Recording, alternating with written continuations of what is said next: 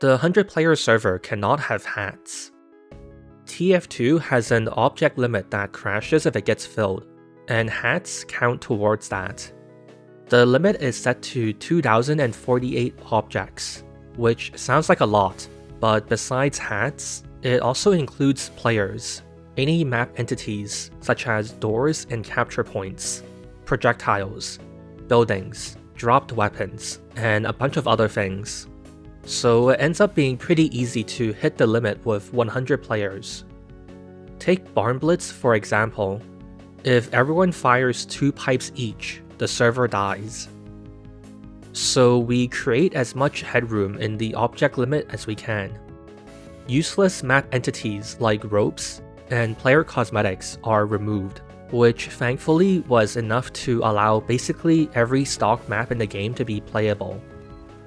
But keyword basically, there's still a few that simply can't. Bloodwater, for example, has too many entities and crashes seconds after the gates open. But hold on, if the object limit is the issue, then just increase the object limit. Why can't we do that? We can increase the object limit, but we also can't. If you just made the number bigger and recompiled TF2, it actually works. In status, it normally reports the 2048 limit. After the edit, the change is acknowledged. But that's just a number changing. The object limit might not be meaningfully raised. The game might still crash if you go past 2048, or objects past 2048 might not work properly. So to test that, I made a massive map with 2136 train path nodes. And it went fine. I was able to load in. Plus, the train made it to the end without a problem.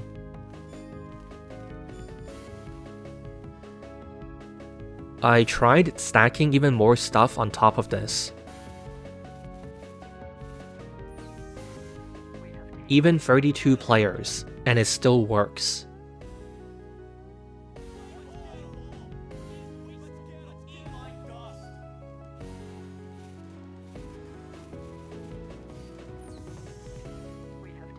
Out of morbid curiosity, I tried creating 11,000 path nodes, but Hammer had trouble compiling the map.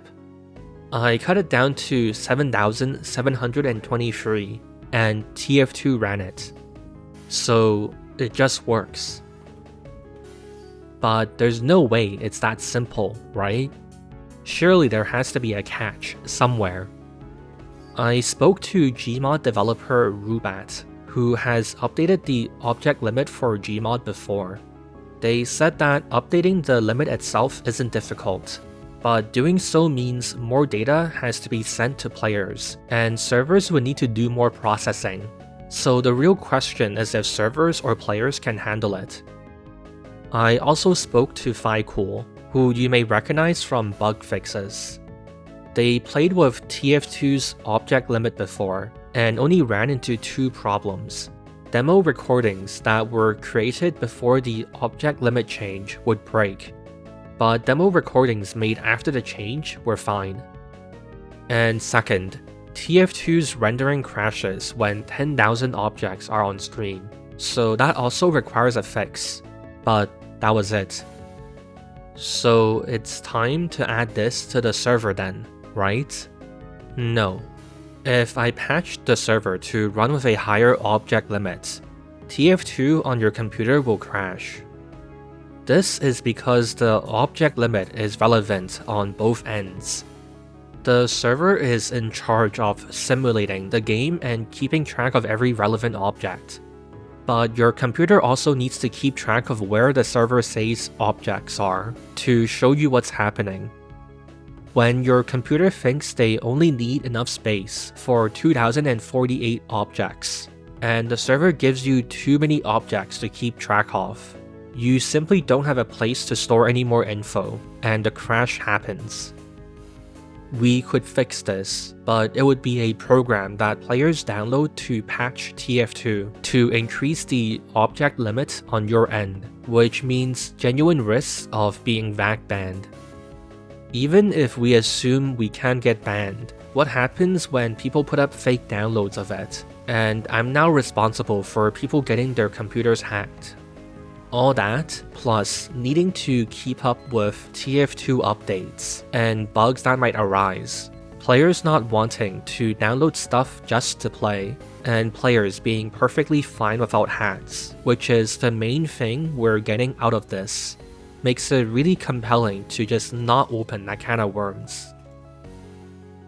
And the problem with lots of interesting things is they tend to have exponential painful